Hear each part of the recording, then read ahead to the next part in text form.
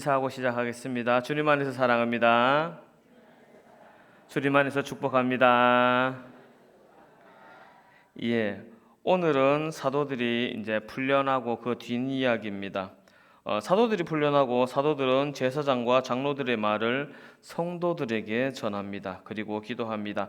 24절부터 30절까지의 말씀입니다. 그들이 한 마음으로 하나님께 소리를 높여 기도하는데, 대주제여 천지와 바다 그 만물을 지으신 이시요 우리 조상의 하나님 쭉 내려가다가 이제 예수의 이름으로 행하게 해달라고 그렇게 기도를 합니다. 말이 어렵고 내용이 길지만 이 기도의 내용에는 깊은 근심이 담겨 있습니다. 어떤 근심이 담겨져 있느냐? 사도들이 행한 일이 뭡니까? 성전 미문에 있던 장애자를 고쳐준 일이었습니다. 잘못인가요? 아닙니다. 그러면 누구의 능력으로 이 일을 했나요? 성령님의 능력으로 행했습니다. 이게 문제가 되나요? 안 됩니다. 그런데 여기에 대적하는 사람이 나타났습니다. 그게 누군가? 제사장과 성전 맡은 자와 사두개인이었습니다. 그러니까 깊은 근심이 생긴 겁니다. 연약한 자를 고치는 것이 문제가 될 리가 없고, 그리고 성령의 능력으로 행했는데 이것이 문제가 될 리가 없는데, 이거를 문제 삼는 사람이 누구냐? 제사장들과 성전 맡은 자와 사두개인들. 우리로 말하자면 교회 관계자들이, 우리로 말하자면은 누가 우리 교회에서 방언기도 했는데, 교회 관계자들이 찾아와가지고 왜 그렇게 했냐고 불러내가지고 혼내는 상황인 거예요.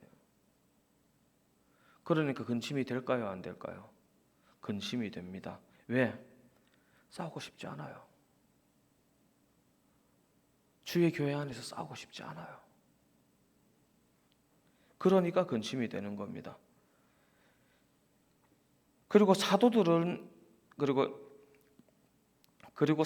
이렇게 될 것을 처음부터 알고 있었겠지만, 이것을 전하면서 정말 슬픈 소식을 참 슬픈 마음으로 이 소식을 전합니다. 근데 문제는 이것만이 아닙니다. 27절 28절 말씀에 과연 헤롯과 본디오 빌라도는 이방인과 이스라엘 백성과 합세하여 하나님께서 기름 부으신 거룩한 종 예수를 거슬러 하나님의 권능과 뜻대로 이루려고 예정하신 그것을 행하려고 이 성에 모였나이다. 제사장과 사두개인의 일은 하나님을 믿는 믿음의 큰 카테고리 안에서 생각할 수 있는 일이지만, 헤롯과 빌라도는 세상의 군왕들이고 이 지역을 직접 통치하고 있는 권세자들입니다. 그리고 그들의 행함 역시 하나님께서 기름 부으신 거룩한 예수를 거스르고 있어요. 즉, 하나님을 믿는 사람과 하나님을 믿지 않는 모든 권세자들이, 사실상 모든 권세자들이 교회를 적대하고 있는 겁니다. 그래서 어떻게 해야 할까요? 믿음의 선한 싸움을 해야죠. 29절 30절 말씀에 기도합니다. 무슨 내용으로 기도를 하고 있느냐? 주여, 이제도 그들의 위협함을 굽어보시옵고 또 종들로 하여금 담대히 하나님의 말씀을 전하게 하여 주시오며 손을 내밀어 병을 낫게 하시옵고 표적과 기사가 거룩한 종 예수의 이름으로 이루어지게 하옵소서. 기도를 하는데 나에게 싸울 힘이 없습니다. 싸울 힘이 없어요. 그리고 이런 상황은 우리의 신앙 생활에도 똑같이 존재합니다. 이럴 때 우리는 어떻게 합니까? 기도합니다. 초대교회 성도들이 기도를 합니다. 이제도 그들의 위협함을 굽어보시옵고 또 종들로 하여금 담대히 하나님의 말씀을 전하게 하여 주시오며 손을 내밀어 병을 낫게 하시옵고 표적과 기사가 거룩한 종 예수의 이름으로 이루어지게 하옵소서 하더라. 빌기를 다하며 모인 곳이 진동하더니 무리가 다 성령에 충만하여 담대히 하나님의 말씀을 전하니라. 초대교회 성도들이 자기의 연약함을 잘 이해하고 있었습니다. 이 사람들은 자기 자신들이 로마의 권세나 유대의 권세자들의 능력과 맞설 수 없음을 잘 이해하고 있었습니다. 그렇기 때문에 하나님 앞에 기도하는데 기도의 내용이 이렇죠. 주여 이제도 그들의 위협함을 굽어보시옵고 내가 할 수 없는 것을 주님께 맡겼습니다. 할 수 없는 것을 끌어안고 있어도 그 무엇도 나아지는 것이 없습니다. 시간만 소모될 뿐이지. 그리고 다른 기도를 합니다. 무슨 다른 기도를 하느냐? 또 종들로 하여금 담대히 하나님의 말씀을 전하게 하여 주시오며, 지금 상황은 우리를 적대하는 상황에 대해서 기도해야 되는데 그 적대하는 상황에 대해서는 하나님께 맡겨버리고 다른 기도를 합니다. 무슨 기도를 하느냐? 전도하게 해주세요. 실망스러운 현재의 상황에 실망하는 것으로 끝나지 않고 내가 해야 할 일을 분명히 합니다. 어떤 사람들은 보면 그렇습니다. 실망스러우면 다 그만둡니다. 그냥 실망됐으니까 그냥 다 귀찮고 힘들고 다 그만둡니다. 그만두는데 우리에게 시간이 무한하지가 않습니다. 세월이 한도 없이 있다면 뭐 실망스러우면 그만둬도 되겠지요. 그런데 인간은 아무리 오래 살아도 100살을 넘기기가 힘들지 않습니까? 우리에게 정해진 시간이 있습니다. 심지어 자기가 잘못 생각해서 실망하는 경우가 제법 많습니다.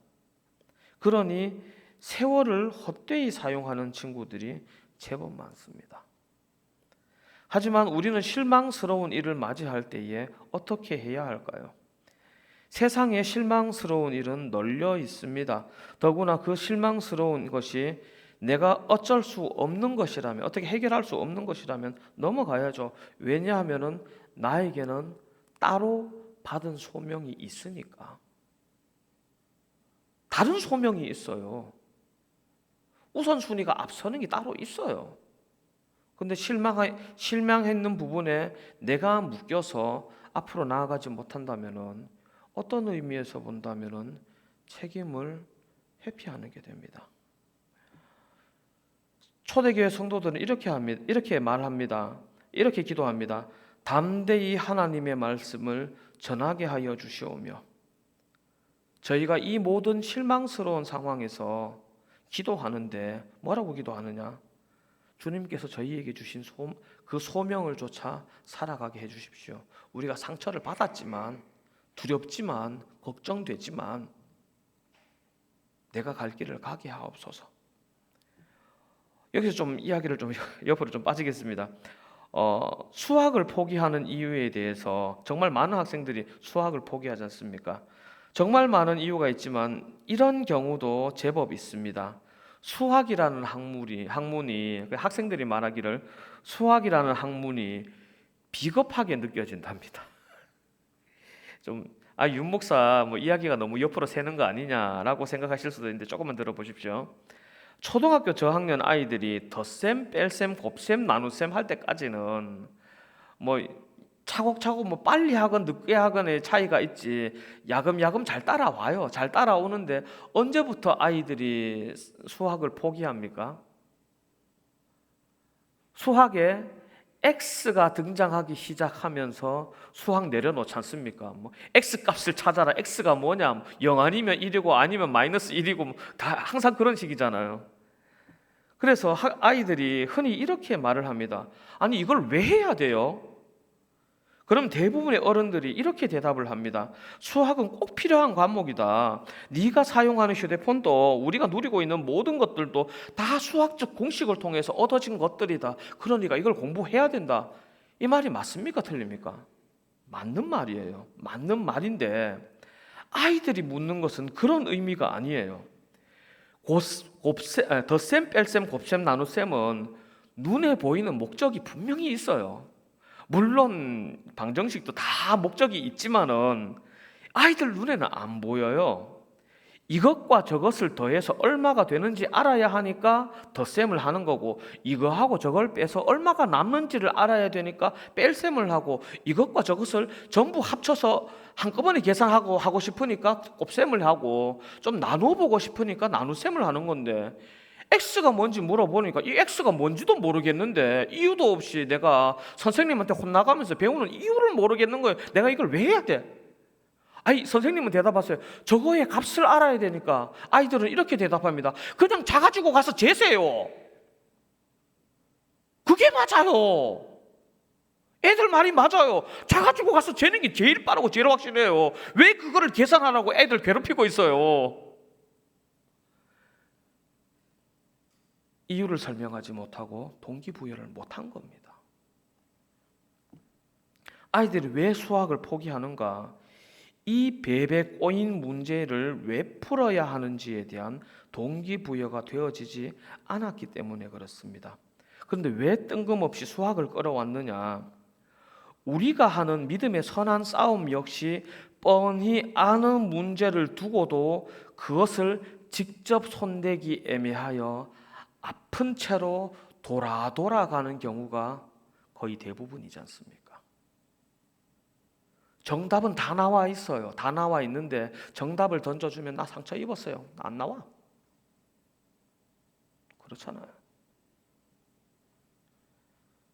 정답은 의외로 쉬운 곳에 나와 있어요. 이미 다 말하는 본인도 이미 다 알고 있는 경우가 거의 태반입니다.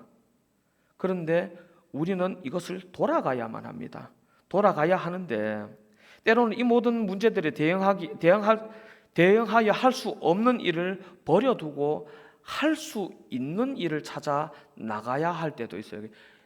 해결해야 되는데 해결하는 방법도 알고 있는데 그런데 손대서는 안 되기 때문에 해결법을 알고도 해결하고 싶은데도 그럴 시간도 있음에도 불구하고 놔두고 다른 일을 하러 가야 되는 경우가 있더라는 겁니다. 그런데 그것이 우리에게 너무나도 불편하더라는 겁니다. 내 마음을 아프게 하고 찌르는 문제들이 있는데 정답도 알고 있고 어떻게 해야 되는지도 알고 있고 다 알고 있는데 이 약 먹으면 죽으니까 못 먹이는 거예요. 우리가 그런 경우 제법 있습니다. 그럴 때 우리는 어떻게 해야 합니까? 그럴 때에 우리가 기도하면서 애쓰는 모습이 마치 이 원인 모를 X를 찾아서 뻔히 간단하게 갈 수 있는 길을 빙글빙글 돌아서 가고 있는 수학 문제를 푸는 학생의 모습과 비슷한 것 같습니다. 그리고 성도들이 또 기도합니다. 4장 30절 말씀에 손을 내밀어 병을 낫게 하시옵고 표적과 기사가 거룩한 종 예수의 이름으로 이루어지게 하옵소서. 손을 내밀어 병을 낫게 하시고 표적과 기사가 거룩한 종 예수의 이름으로 이루어지게 하소서. 나라는 물론이고 종교 지도자들로부터도 배신감을 느끼는 그 상황에서 이 초대교회 성도들이 자기가 제일 많이 상처받았으면서 정작 기도하는 대상은 누구를 위해서 기도하는가? 연약한 자를 위해서 기도합니다. 구원받을 영혼을 위하여 기도합니다. 이 말씀이 우리에게 던져주는 그 의미가 큽니다. 이렇게 기도하면 누가 혜택을 받습니까? 그 연약한 자가, 그 병자가 혜택을 받을 겁니다. 그러면은 정작 아픈 사람은 어떻게 됩니까? 기도하는 이 사람은 어떻게 되나요? 기도의 대상에서 제외되어 있어요. 물론 하나님께서 다 아시고 도우시겠지만은 정작 그 기도의 대상에서는 자기가 하는 자기 기도에 자기가 빠져 있어요. 그런데 가만히 생각을 해보면 그렇습니다. 병자가 하나님의 은혜를 입어서 나음을 입으면은 그러면은 이 병자가 예수 안에서 말씀 안에서 살아갈까요? 목사가 너무 믿음 없는 말을 하니까 당황스러우신가요? 생각해 보십시오. 요한복음 5장에 등장하는 38년 된 병자가 나음을 받고 나서 유대 사람들이 물었습니다. 감히 안치기래 너를 낫게 한 자가 누구냐? 물어보니까 누군지를 몰라서 대답을 못해요. 그리고 시간이 지나서 그분이 예수신 줄을 아니까 쪼르르 달려가서 말해줍니다. 누가복음 17장에 보면 10명의 나병 환자가 예수님께 나옵니다. 나음을 낫게 해달라고. 나병 환자가 돼버리면 사회로부터 격리가 되지 않습니까? 불쌍한 사람들이에요. 너무너무 힘든 사람들이에요. 그러나 이 사람들이 예수께 전부 나음을 입었습니다. 나음을 입었고 예수께 돌아와 감사를 표한 사람은 10명 중에 몇 명이었습니까? 한 명이지 않습니까? 9명 어디 갔습니까? 정말 안타까운 이야기지만 나음을 얻는다고 해서 그 사람이 믿음 안에서 살아간다는 보장은 생각보다 그리 없는 것 같습니다. 그 외에도 성경에 적혀 있지 않은 예수께서 고치신 수많은 사람들이 무려 3년의 기간 동안 가시는 곳마다 고치셨는데 그 사람들이 얼마나 많을지 아무도 모르는데 십자가에 못 박히실 때 그 사람들 다 어디 갔습니까? 그 사람들 이야기하지 말까요? 예수님을 3년이나 따라다니면서 같이 먹고 자고 그렇게 생활하던 그 제자들 예수님의 은혜 못 받았다고 말할 수 있습니까? 없지요. 세상에서 그 사람들보다 예수님과 더 가까이 생활한 사람이었고 더 많은 은혜를 누린 사람이 없을 겁니다. 그러나 그 사람의 믿음이 과연 있던가요? 십자가에 못 잡히시던 그날, 예수께서 잡히시던 그날 다 도망가고 베드로는 3번이나 부인하고 다 도망갔습니다. 은혜를 받았다고 그 은혜를 아는 것은 참 어려운 일인 것 같습니다. 그런데 그 사실을 이미 겪은 초대교회 성도들이 또 똑같은 일을 하려고 기도합니다. 손을 내밀어 병을 낫게 하시옵고. 왜 그럴까요? 그럼에도 불구하고 나에게 임하신 예수 그리스도의 변치 않는 그 사랑이 저 사람에게도 똑같이 임하기를 바라서 그러는 거 아닐까요? 나에게 수도 없이 배신당하셨으면서도 당신의 제자들을 사랑하시되 끝까지 사랑하신 그 예수님의 그 마음을 본받아 나도 그들을 사랑함이 아니었을까요? 사람은 실망합니다. 살다 보면 실망할 일 생깁니다. 생기는데 그 실망함을 뛰어넘어 믿음으로 나아가기 위해서 우리에게 무엇이 필요할까요? 그 뒤에 기도의 내용이 더 남아 있습니다. 손을 내밀어 병을 낫게 하시옵고 표적과 기사가 거룩한 종 예수의 이름으로 이루어지게 하옵소서. 누구의 이름으로 이루어지게 해달라고 기도합니까? 예수의 이름으로 이루어지게 해달라고 기도합니다. 우리가 누구의 이름으로 신앙생활합니까? 누구의 이름으로 기도합니까? 예수의 이름으로 기도합니다. 우리가 왜 이렇게 살아갑니까? 내 안에 계신 예수께서 말씀하시는 바를 쫓아 살아가기 위하여 그 모든 상처와 실망과 고난에도 불구하고 내 안에 주신 주님께서 주신 그 소명을 쫓아 기도하고 행하고 묵상하며 순종하며 그렇게 나아가는 것 아니겠습니까? 그렇기 때문에 우리가 예수 안에서 소망 가운데 나아갈 수 있기를 소원합니다.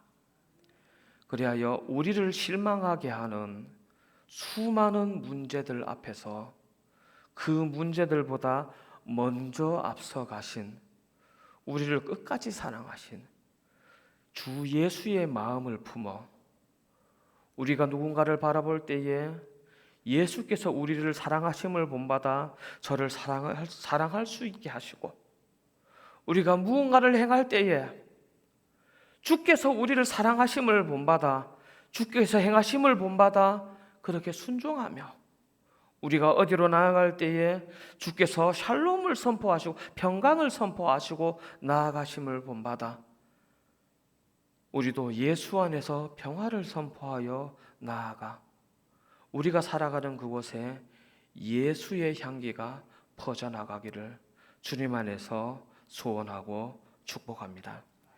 기도하겠습니다. 거룩하신 하나님 아버지, 주님의 크신 은혜를 감사하옵나이다.